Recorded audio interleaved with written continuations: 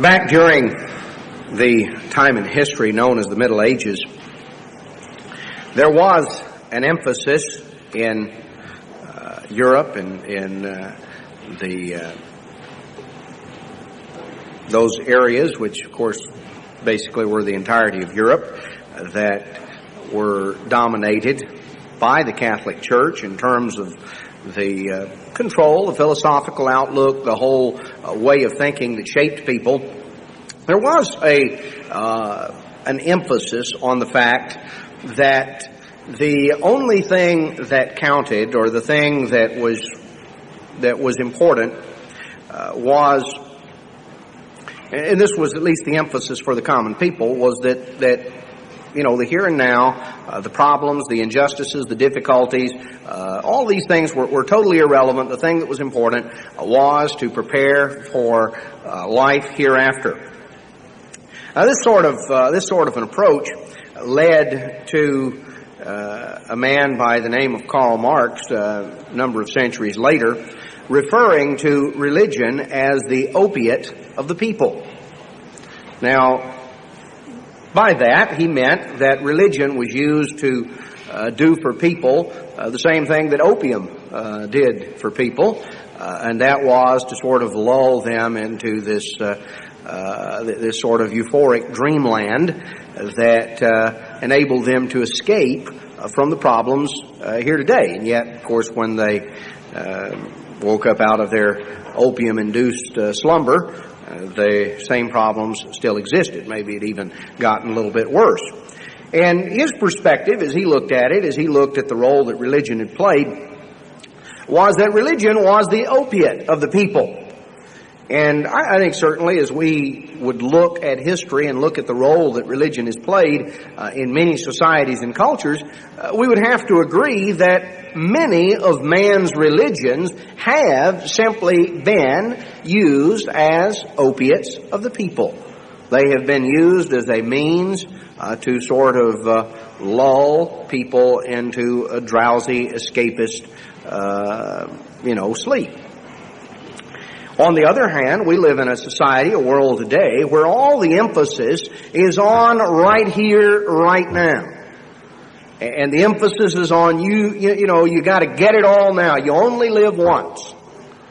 And this, of course, is the concept a lot of people have. They cling to this physical life even when it is nothing more than an individual who is perhaps lying in a hospital bed in an intensive care unit with all sorts of tubes and various things coming into them, and machines artificially doing all sorts of things for them, and yet there is this desire to somehow cling to this temporary physical existence because that's viewed as though this is all there is and we can't let go of it. A far different perspective, by the way, than what most people have had down through the centuries. But we can see, in a sense, both extremes. We live in a world that has tended to go to one extreme today, where the emphasis is entirely on the here and now and on clinging to this at all costs, where in times past, many times the importance of the here and now was dismissed, and it was said, well, everything will be okay in the sweet by and by. Everything will be okay, and so nothing needs to be done for right here, right now. Well, as we approach the fall festival season, and as we place an emphasis and a perspective on the world tomorrow, on the hope that lies within us, I think that it is important to understand a biblical perspective, a biblical balance between these two extremes. Because from a biblical standpoint, there is an emphasis on a balanced perspective, a perspective that includes both making the best use of today's world, but preparing for the world to come. There is a perspective on life that relates to the fall festival season that has to do both with making the best use of the world today, all the while preparing for the world tomorrow. Now, let's go to Leviticus chapter 23, the Holy Day chapter. I read earlier the portion concerning the Day of Atonement. Let's come on down in verse 33 of Leviticus 23.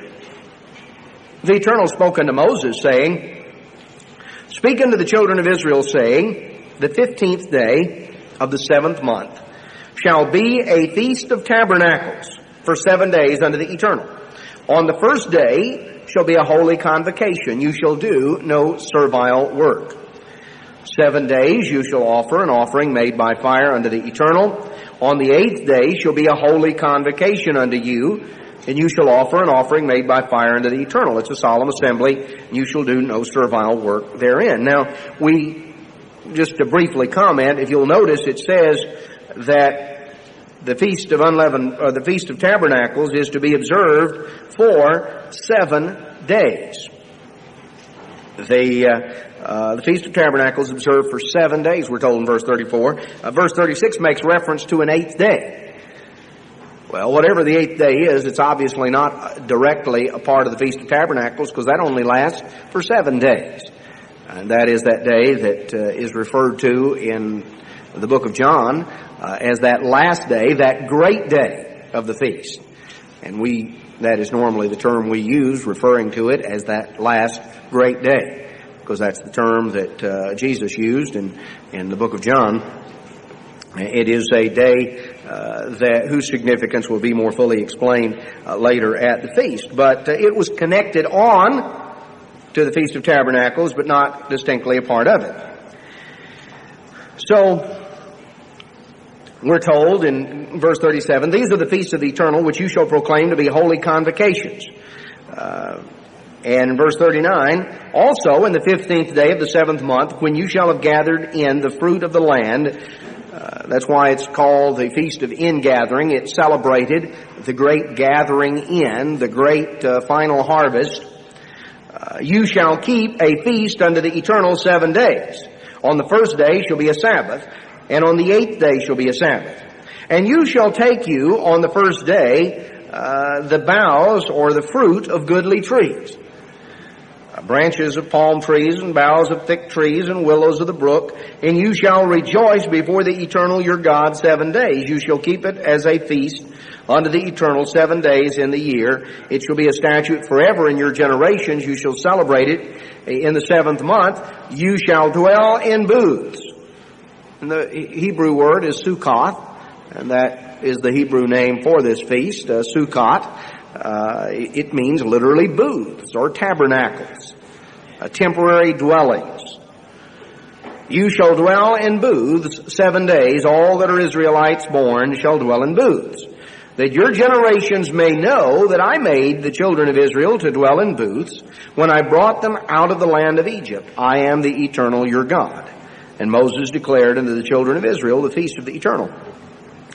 Now, there is an emphasis here. The Feast of Tabernacles was related very directly to dwelling in tabernacles, dwelling in booths, dwelling in temporary dwellings. And God said in verse 43, this is one of the reasons for this is that you may know, that you may appreciate the fact that the children of Israel dwelt in temporary dwellings when they came out of Egypt.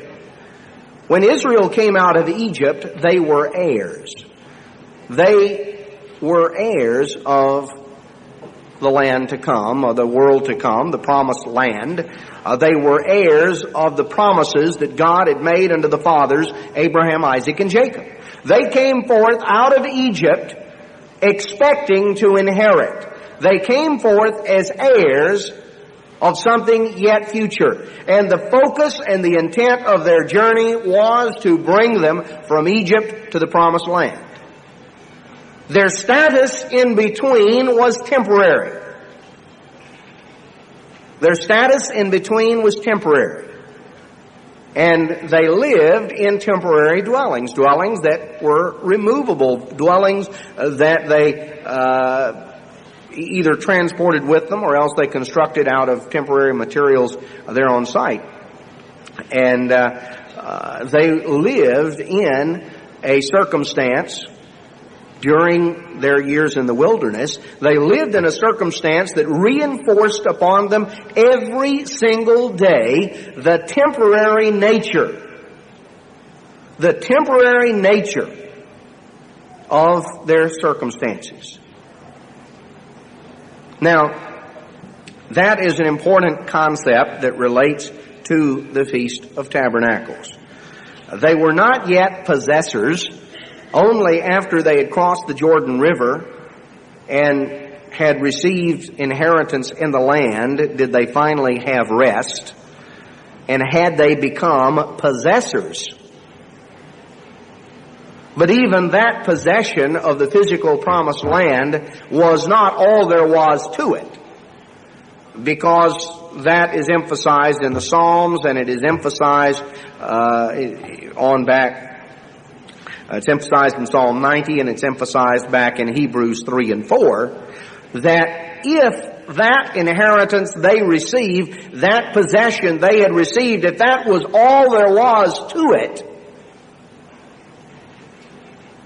then Paul emphasizes in Hebrews 3 and 4 that if that was all God meant, was Israel entering the physical promised land, then he wouldn't have inspired David, writing 500 years later or 400 years later, writing in Psalm 90, to talk about a future time of entering into God's rest. So Paul emphasized in the New Testament in Hebrews 3 and 4 that the time of entering into God's rest was yet future. That when David made reference to that, which he was quoting from Deuteronomy and from Joshua, that when David made reference to it in Psalm 90, that was proof that 400 years after they had entered into the promised land, they still had not ultimately received the rest that God had promised, that it was something yet future. So what Israel entered into was a type. Now, we have focused in Bible study, as we have been proceeding to go through a series on the writings, specifically getting into the Psalms. We have focused in that there is a parallel. There is a parallel between certain books of the Psalms and certain of because they're considered 5 books of the Psalms, as the Jews have normally divided them. And we, of course, went through the first book of the Psalms, last Bible study, Psalm 1 through 41, which we saw corresponded to that festival season that relates to the Passover season, Passover, Days of Unleavened Bread. And there's also a certain correlation with the book of Genesis, because we notice that there are 3 groups of 5, that there are the 5 books of the Psalms, there are also the 5 books of the law, Genesis through Deuteronomy, and there are also what are termed the 5 festival scrolls, or the books of the Megillot, which were Song of Solomon, Ruth, Lamentations, Ecclesiastes, and Esther. And each of those 5 books related to and was read during a particular festival season. 3 of them during festival seasons commanded by God in Leviticus 23. 2 of them during festival seasons or periods of national observance that are mentioned in the Bible but were not commanded by God to be observed by all of His people forever. They're national observances that Israel or the Jews, in both of the cases of the 2 national observances, they related not to all of Israel, but specifically to the Jews. And there was nothing wrong with that, but they did not relate to they were not something that God commanded all of His people to observe forever. But each of these 5 festival scrolls was read during a particular season, and there were lessons, there are connections that relate here. Now, during this Festival of Tabernacles season, the book of Ecclesiastes was normally read. The book of the law that we would note in parallel is the book of Numbers, and the book of the Psalms would be the 4th book of the Psalms, which would begin with Psalm 90 and proceed on from there, up through up through Psalm 106, Psalm 90 through Psalm 106 would be that fourth book of the Psalms that relates in, or that parallels. Now, what we're going to see, I want to take note here. I want to focus on a few things in the book of Ecclesiastes, and I'm going to tie in some things in Numbers because I want us to see a little bit of the balance between making both the best of today's world and preparing for the world to come, and how this is a perspective that God emphasized throughout the festival season, the fall festival season. And it is a perspective that we need as we live our lives, as we are to live our lives in a balanced anticipation of the kingdom of God, which is to be established. Now, to begin with, let's look at some things in the book of Ecclesiastes. The book of Ecclesiastes, written by King Solomon. And Solomon was the great experimenter. He went through life and pursued many different things. Solomon looked at life and he asked the question in Ecclesiastes 1:3, "What profit has man of all his labor wherein he labors under the sun? One generation passes away, another generation comes, the earth abides forever." So Solomon looked at things and he said, what is the profit? What is the advantage of everything you do? You work, you labor. Where's the profit? One generation passes, another comes. Now, the point that Solomon was focusing upon, and the point that is focused upon in the beginning of the book of Ecclesiastes, is the fact that this physical life we have is by its very nature temporary. Physical life is designed to be temporary. It's not designed to last indefinitely. And the story of humanity from the time of Adam and Eve until us is the fact that one generation passes away and another generation comes. Birth and death. You know, those are two things that every human being has in common. I mean, the most certain thing you can say about any child when that child is born, the most certain thing you can say about that child is that that child will die, that that physical life will come to an end. It may be years, it may be minutes or hours or days or weeks, it may be decades, but it's going to end. You don't know if that child is going to be rich or poor, happy or sad. You know, there are many, many things that you don't know and you can't say as a safe prediction. Well, boy, you know, I know that this child is going to have this kind of life or that kind of life. No, you know, we don't know. Did you come into the world with some sort of guarantee? God said you're going to live for 79 years, 9 months, 3 days, 5 hours. And so you know that you've got this guarantee. No, you don't know that. None of us know. You see, none of us have a perspective, have some sure knowledge of how long this physical life is going to last. But what Solomon says is that one generation passes, another generation comes, but the earth abides forever. The earth goes on and on. But human life upon it is just as much a temporary phase as we have the blooming of the wildflowers, and they come and they bloom and they're pretty. They reach their peak, they begin to fade, and finally they disappear, only to be followed the next spring by once again the emergence of a new set, and that we can watch because it transpires over the course of a few months. But from God's perspective, human life is the same. We grow, we bloom, we blossom, then we begin to fade, and then we cease. One generation passes, another generation comes, the earth abides forever. So, what we have right now is temporary, but there is something that is going to endure forever.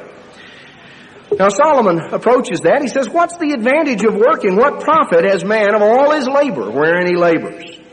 It's going to come to an end. You're not going to get it forever. It doesn't matter how much money you have. You can't buy your way That's one thing you can't buy your way out of, is death.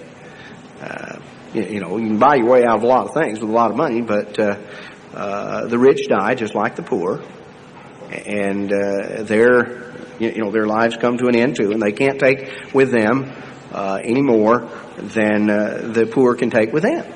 And when they stand up in the resurrection, they're not going to have any more money. Their bank account will not have been transferred, on into the last great day, to where they've got, they're resurrected with their all their gold credit cards and their big bank book. That won't be the case. Well, let's go on in Ecclesiastes. Let's notice a few things.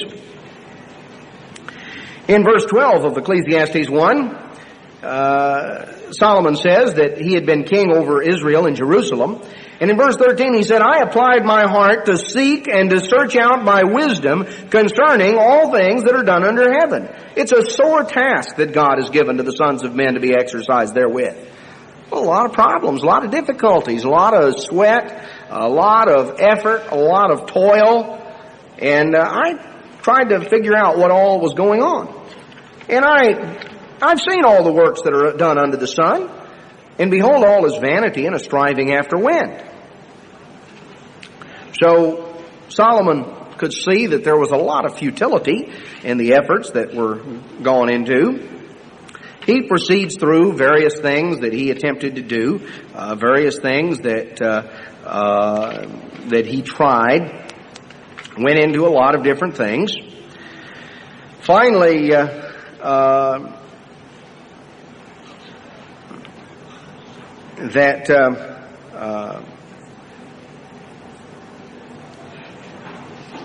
he goes on and comes on down in Ecclesiastes 2.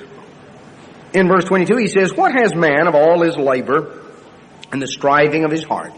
He works hard and he has this great striving of heart, these great desires that he is earnestly striving for, and he's working hard and he's laboring under the sun. All his days are pains and his occupation vexation. Yes, even in the night his heart takes no rest. This also is vanity. So he talks about people who just are pursuing all putting forth all this effort in pursuit of all these ideas, and they're going through all sorts of things in great effort, not happy at what they're doing, but they're trying to somehow get whatever it is that they're after. And they can't even rest well at night because they're just all caught up in trying somehow to achieve and accomplish these goals they've set for themselves. And Solomon said, there's got to be more to life than that. In verse 24, there's nothing better. He looked at that and he said, this is vanity. And in verse 24, he says, there's nothing better for a man than that he should eat and drink and make his soul enjoy pleasure for his labor. This I saw, that's from the hand of God.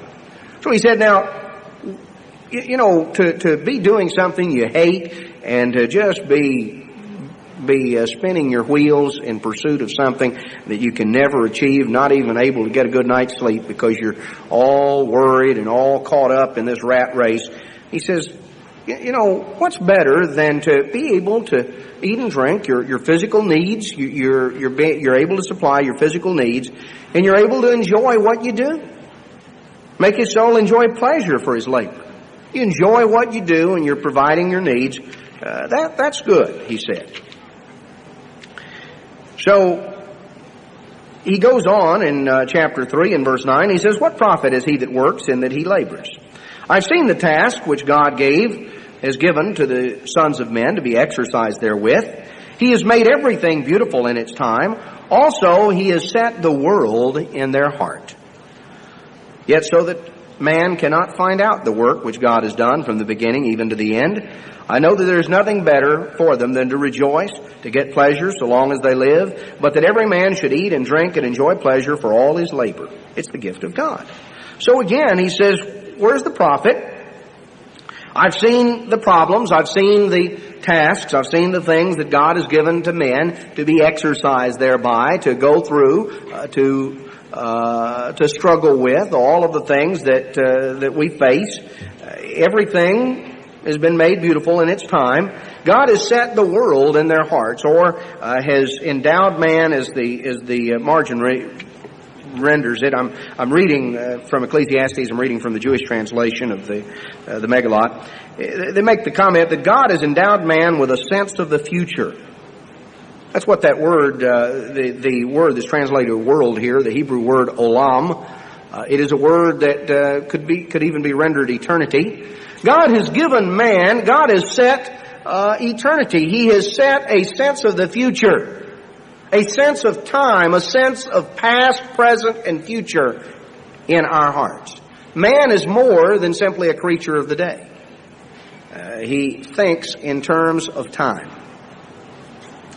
And no matter how much he knows, there are things that God has done that man can't find out. You know, man has built within him this desire, this quest for more. More knowledge, more time.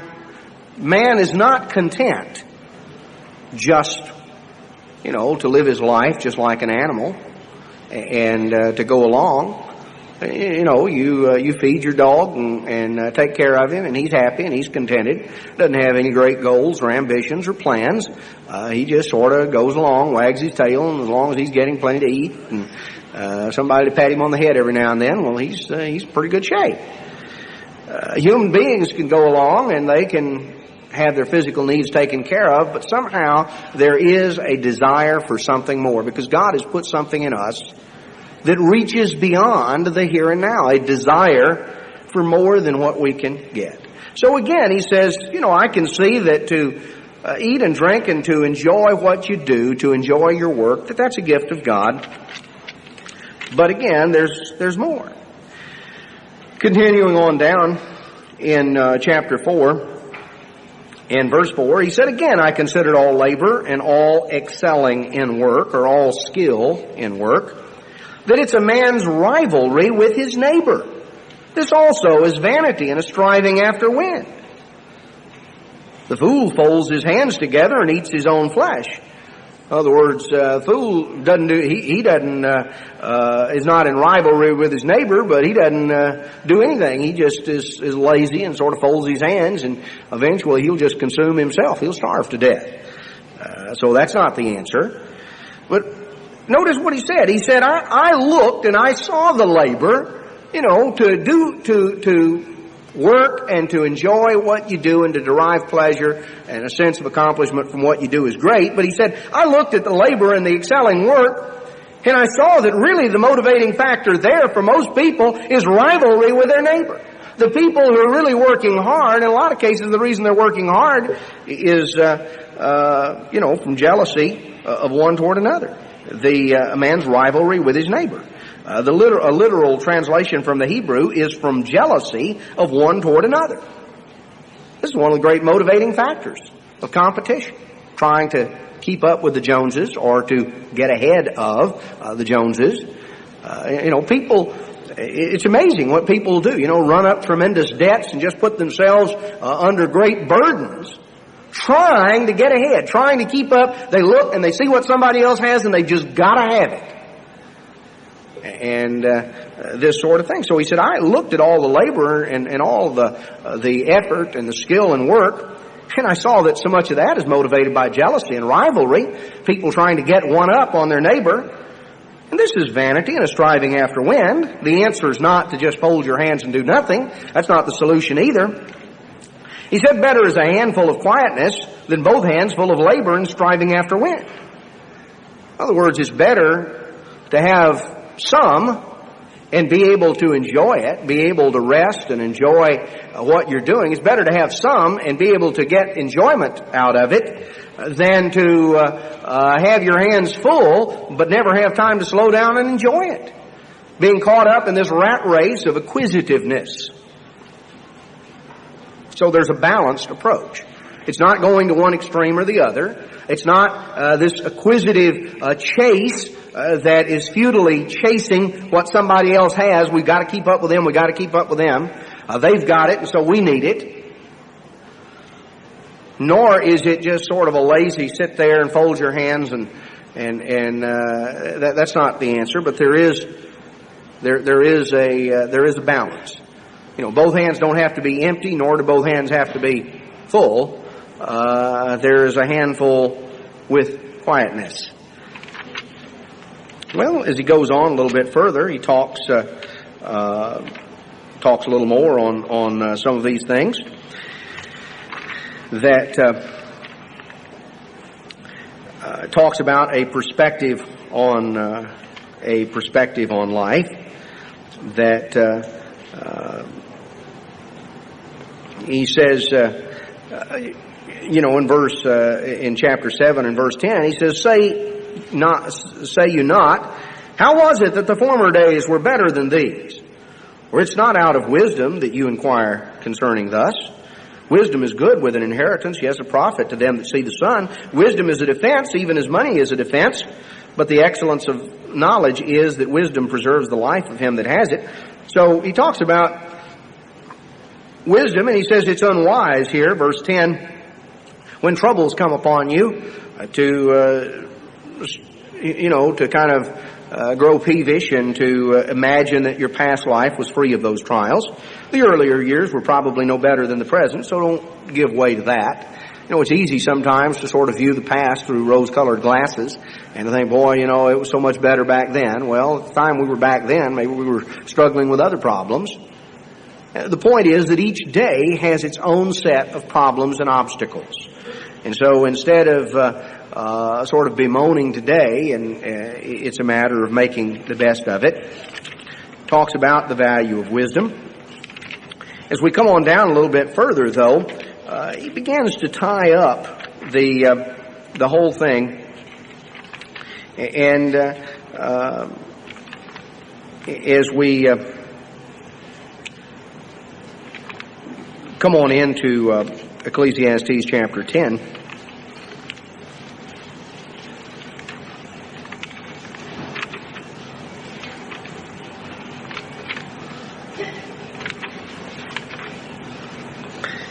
he talks about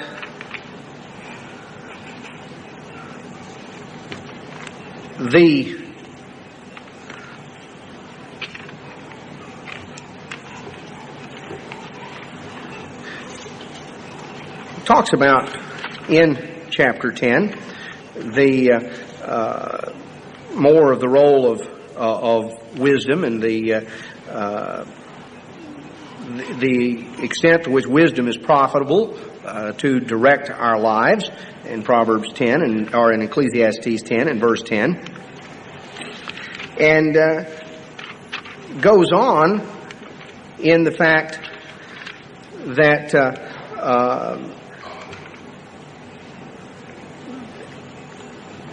that there is a perspective that we are to have, because over and over he deals with the fact that there is something that that even though we look around and we see the problems and the difficulties and the things that go on, that there are things that are of benefit and are of value even in this world right now, because he talks about the fact that down in Ecclesiastes chapter 9,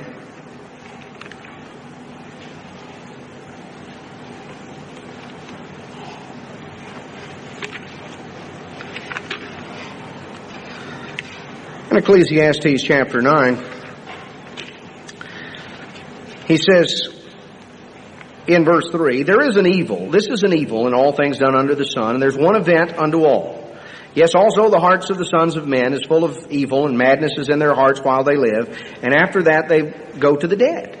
For to him that is joined to all the living there's hope, for a living dog is better than a dead lion. The living know that they shall die, the dead know not anything, neither have they any more a reward, for the memory of them is forgotten. as well their love as their hatred and their envy is long ago perished. Neither have they any more portion forever in anything that's done under the sun, not in this life here and now. So he says, go your way, eat your bread with joy, drink your wine with a merry heart, for God has accepted your works. Let your garments be always white, and let your head lack no oil. Enjoy life with the wife whom you love all the days of the life, of your this temporary existence. Enjoy life with the wife whom you love all the days of your life, for that is your portion in life and in your labor wherein you labor under the sun. Whatsoever your hand attains to do, do it with your might, for there's no work, nor device, nor knowledge, nor wisdom in the grave where you go. So Solomon looked and he said, what is it that is really going to be enjoyable? What is the best that you can look for under the sun? He says, he looked at it and he said, there's one event that happens to everybody, that's death. He mentions that in verse 3. Then he comes on down and he said in verse 7, go your way, eat and drink,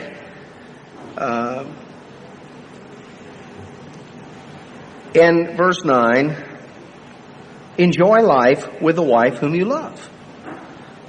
So, this is your portion in this life. Verse 9.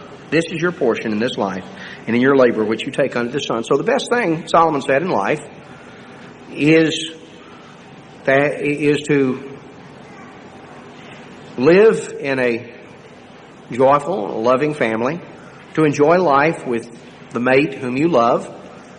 So Solomon said the best thing in life is a happy family, is a family that's based on love, to enjoy the things you do, to enjoy your labors, and to be able to enjoy the fruits of those labors.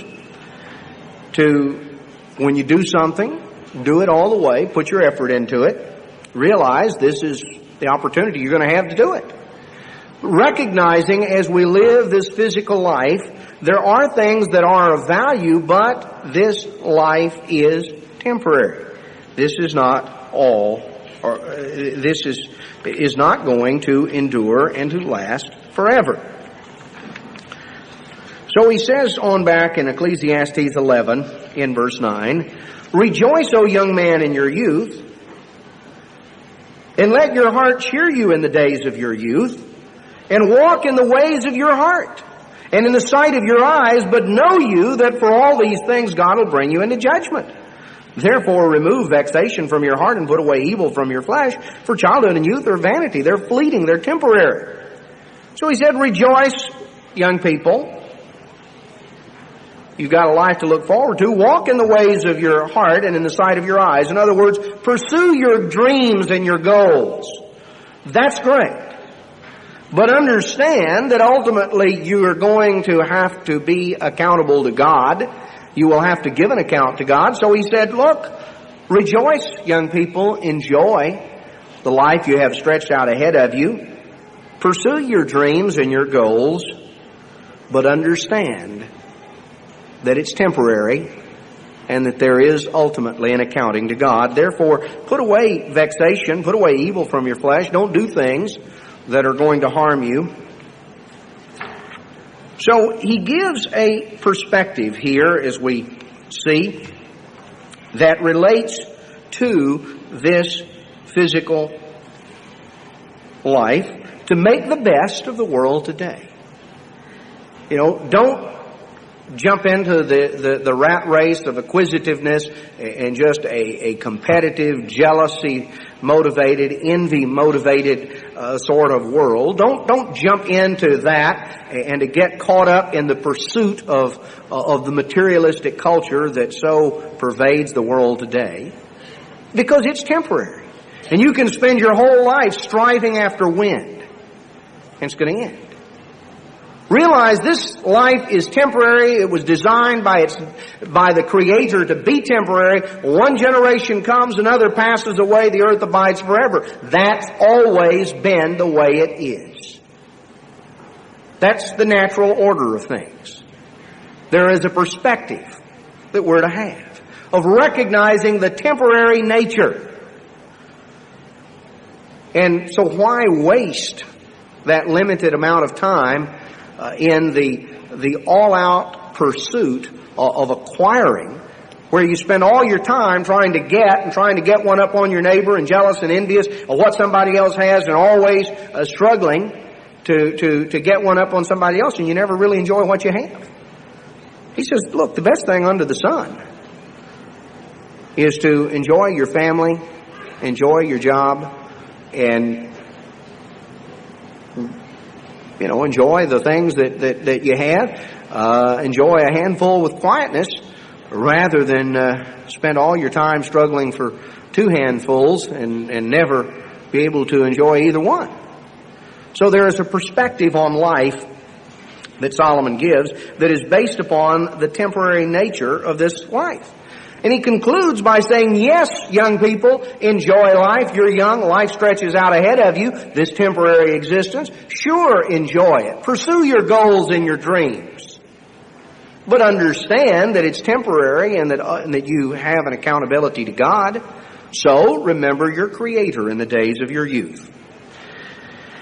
Now, let's go from there to Psalm 90, which introduces the fourth book of the Psalms, the section of the Psalms that corresponds again with this festival period.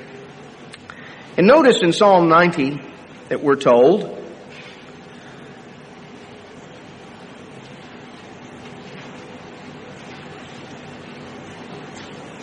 in verse 10 of Psalm 90, he says, the days of our years are 70.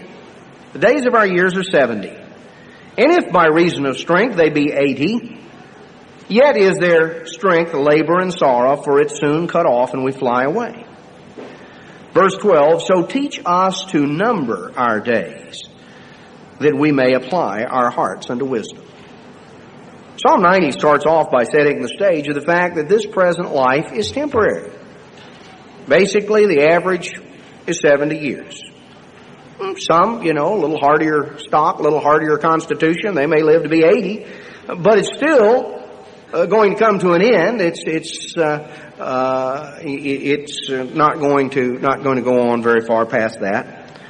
The point is, it's temporary. In verse 12, teach us to number our days, that we may apply our hearts unto wisdom. To use each day to the best, to number our days, to be conscious of the finite, limited, temporary quality of the time we have, and to apply our hearts to wisdom, to pursue the things that are right and good.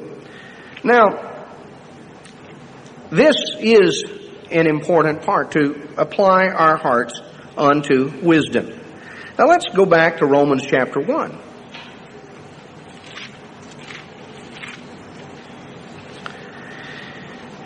In Romans chapter 1, as Paul is writing to the church in Rome, which consisted of people both from Jewish backgrounds as well as from Greek and Roman backgrounds, he addressed a little bit of the subject of wisdom and something that leads us to wisdom and something that leads to foolishness. In Romans chapter 1 and verse 21, as Paul is showing that the Greeks, who prided themselves on their wisdom, on their great philosophers and thinkers, that what they prided themselves on, and the great thinkers and philosophers they prided themselves on as the font of wisdom of the ancient world, that in reality they were pretty foolish. And he said in verse 21 of Romans 1, he says, because that when they knew God, there was a time, certainly right after the flood, there was a time when all humanity, weren't many of humanity, but all humanity that there was, when they all knew God. Because that when they knew God, they glorified Him not as God, neither were thankful, but became vain in their imaginations, and their foolish heart was darkened. Professing themselves to be wise, they became as fools, Now, we just got through seeing in Psalm 90 verse 12, I am as God, neither were thankful. But they became vain in their imagination, and their foolish heart was darkened. You know, there is a progression. One of the most vital things that is necessary if we are going to if we're going to make the best of our calling, if we're going to achieve what God has called us to, is that we're going to have to value and appreciate our calling and be thankful and grateful to God. There are those who have been called who don't glorify God. They're not thankful. No, you know, they may be resentful of the fact of the things they can't do. They're sort of gazing longingly back into the world. You know, sort of like Lot's wife. Instead of being thankful and grateful to a merciful God who gave her a chance to get out of Sodom when the fire and brimstone came down, she looked back. She really didn't want to turn loose of it. She looked back. You know, that's what it's talking about here. When we have a knowledge of God, we must appreciate and value that knowledge in perspective and in comparison with everything else, realizing how great and wonderful is that knowledge. If we treat that knowledge cheaply, if we take it for granted, if we treat it cheaply and casually, and we're not thankful and appreciative for what God is giving us the chance to do, if we look back longingly to the world from which we came, then what happens? He says we become vain in our imagination. In other words, the reasonings, the ideas, the things that we concoct in our mind become things that just simply lead to futility. And ultimately, our heart, our mind, our understanding begins to grow dark. It's sort of like, you know, a light with a rheostat where you begin to turn it down and the glow begins to go down and gets darker and darker, and finally it goes out. It's a process. I think one of the most important things to teach our children from the earliest point of their life is to teach them to value and appreciate their calling and to be thankful for it.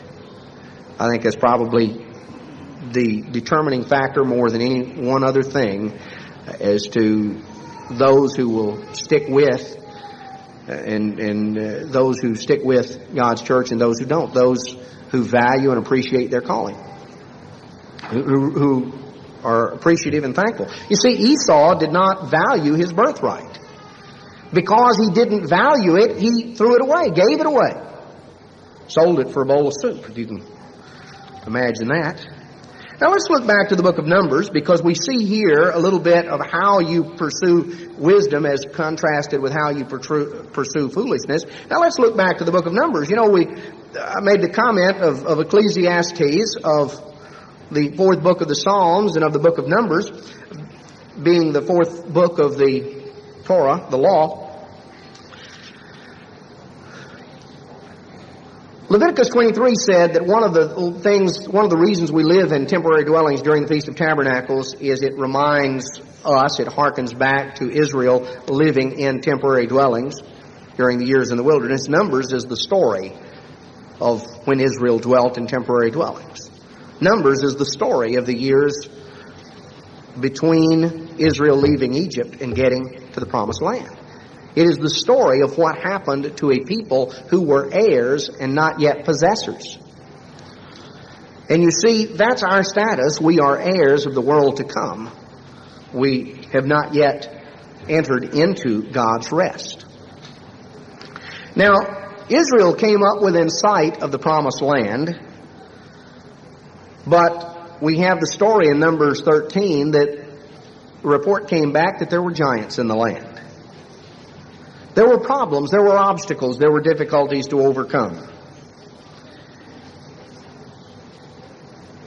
And in chapter 14, verse 1, the congregation lifted up their voice and cried. The people wept that night. And all the children of Israel murmured against Moses and against Aaron. And the whole congregation said unto them, Would God we had died in the land of Egypt. Would God we had died in the wilderness. You brought us out in this land to fall by the sword. It's better for us to go back to Egypt. Let's make a captain and go back to Egypt. Now that generation died in the wilderness and never became possessors of the promised land. Why not? When they knew God, they glorified Him not as God, neither were thankful. They were ungrateful. They were unappreciative. They did not value and appreciate the wonderful blessings God gave them. They weren't counting their blessings, they were counting their troubles. They weren't living in anticipation, being filled with thanksgiving and appreciation for the great God and His promises. All they could look at were the problems and the troubles and the difficulties that lay between where they were and the inheritance of those blessings. They were looking back to Egypt and said, boy, we should have never left.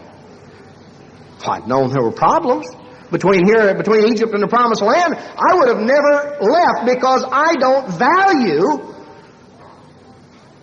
what God has called me to more than the difficulties that I have to go through to get there. You see, the difficulties they had to go through to get there were more important to them, and that's where their focus was. That was all they could look at. They weren't counting their blessings, they were counting their troubles.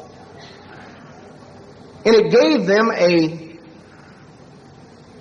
perspective on life that was souring, that was disheartening, that undermined their faith, and that ultimately undermined their ability to ever inherit and possess what God had given them.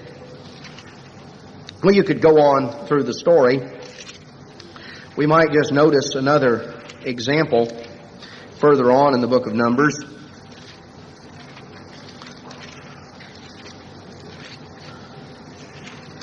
As we come on down a little bit further, Numbers chapter 25. Here's in the story of Balaam. And in Numbers chapter 25, verse 1, we are told that Israel abode in Shittim, and the people began to commit whoredom with the daughters of Moab. They called the people unto the sacrifices of their gods, and the people did eat and bow down to their gods. And Israel joined himself unto Baal-peor, and the anger of the Eternal was kindled against Israel. And a great number of people died in a plague. Verse 9, those that died in the plague were 24,000. Tremendous plague God sent. Those people never became inheritors. Why? Well, they were the ones that began to commit whoredom with the daughters of Moab. You see, they didn't value their calling. They didn't value their calling and cherish their calling. They weren't thankful and appreciative for what God had in store for them. They were willing to trade tomorrow for today. They had a perspective on life that they were willing to pursue what today offered with no thought of the consequences for tomorrow. They had a completely distorted perspective. You see, a very important lesson that ties in. The Feast of Tabernacles pictures a time that is temporary. The Feast of Tabernacles pictures a time when the kingdom of God will rule upon the earth for 1,000 years over human beings. When human life upon this planet will go on, will continue, but not under the rulership of other human beings, under the rulership of the kingdom of God, Jesus Christ and the resurrected saints. The physical human beings, the hundreds of thousands, the millions, ultimately, by the end of the millennium, the literally hundreds and hundreds of millions of people on the face of this earth who live and breathe and work will not yet be inheritors and possessors either. They will not have totally entered into God's rest. They will still be living life as human beings. They will still go through life in the flesh, and it'll be temporary. You see, there's nothing that anyone can do. Solomon's life, in one sense, was a type of the millennium. He brings out in the beginning of Ecclesiastes, if it's there to do, I did it. You think happiness and satisfaction comes from eating big meals? Boy, he said nobody can lay on a spread better than what I did. You think it comes from pursuing goals and ambitions and having great projects? I pursued that. You think it comes from a life of revelry and being a part of the party crowd? I tried that for a while too. You think it comes from intellectualism and scholarship? Boy, I pursued that one also. Solomon says, what can the man do that comes after the king? What are you going to do that I haven't already done? He said, I've tried it all. And when it was over with, when I finished, there was an empty spot. No matter what I did, there was still an empty spot. Because, brethren, you can't fill a spiritual void with a physical substance. You can't fill a spiritual void with a physical substance. Not with material riches and plenty, not with booze, not with pills, not with anything. You can't fill a spiritual void. You can't fill that spiritual empty spot with something physical. Solomon said, you want to try something? He said, there's nothing you can do that I haven't done. I've pursued everything I could think of that was supposed to make someone happy and feel fulfilled. You see, the point is, if this is all there is, there's not fulfillment. A lot of people waste their life striving after wind. Their perspective is they've got to grab it all and get it all right now. The book of Ecclesiastes tells us, look, this physical life is temporary. That's a focus that people in the world tomorrow, people who are living as physical human beings during the period of the millennium, because the millennium is temporary, it's 1,000 years. The government of God and the kingdom of God stretches on forever, but that particular structure of ruling over human beings who are continuing to live life and to reproduce other human beings and to go on in the normal cycle of things since the time of Adam, that is going to be a limited time. It's going to be 1,000 years. That's limited. And what they're going to have to realize is they hearken back to the time when Israel was in the wilderness, when the time period covered by the book of Numbers. You see, Israel lived directly under the government of God. God governed through Moses more directly than he has ever done before or since. He fed them with manna. He gave them water out of a rock. He overshadowed them with a cloud. He spoke to them from the mountain. God dealt and governed in a more direct way than at any other time this side of the millennium. It was the government of God. It was a temporary time of human beings living under the government of God. Their needs were provided. There was no hunger. Even their shoes didn't wear out. Their clothes didn't grow old. God nurtured them. But you see, there were those who valued and appreciated their calling. There weren't many. Of the adults, of the men, there at the time of Numbers 14, basically Joshua and Caleb. They really valued and cherished and were thankful for what God offered. The others were belly aching and looking back to Egypt, and their view was, back then we didn't have all these problems. They were counting their problems rather than counting their blessings. Their whole perspective on life was soured. It was skewed and knocked off proper course because they did not value and appreciate what God offered them. They weren't thankful. They didn't get up every morning and go to bed every night giving thanks to the great God in heaven for the wonderful opportunities He set before us. I think that's one of the most important things that everybody, if you want to stay in God's church, and if we as parents want our children to stay in God's church, one of the most important things to orient every single one of us from the very beginning is an appreciation for our calling, a realization of the wonderful opportunity that God is making available to us, and that it is so wonderful and so valuable that we need to thank Him for it every day of our lives and never ever trade it for anything. because there's nothing that is worth what God is offering us. That's a perspective on life that is ultimately going to determine whether we make it into the kingdom or don't. Because if there's something that is worth more to you than the kingdom of God, then ultimately you're going to take it. Because Satan is going to see that it's dangled in front of you. And if there's something you want more than the kingdom of God and that is of greater value to you than the kingdom of God, then Satan is going to make sure it gets dangled in front of you. And there you go. You see, Esau did not appreciate and value his heritage. Didn't appreciate it. He was not thankful for his calling. He was not thankful for what he had the opportunity to be a part of. These Israelites that came out, so many of them during this time period, were not thankful. They were not appreciative. They didn't count their blessings for what God had in store for them. They were looking back for Egypt. They were looking for the pleasures of sin for a season. There is a perspective on life that we need to have. A perspective on life that is emphasized in the correlation of this material that relates to the Feast of Tabernacles. There is a focus on the temporary.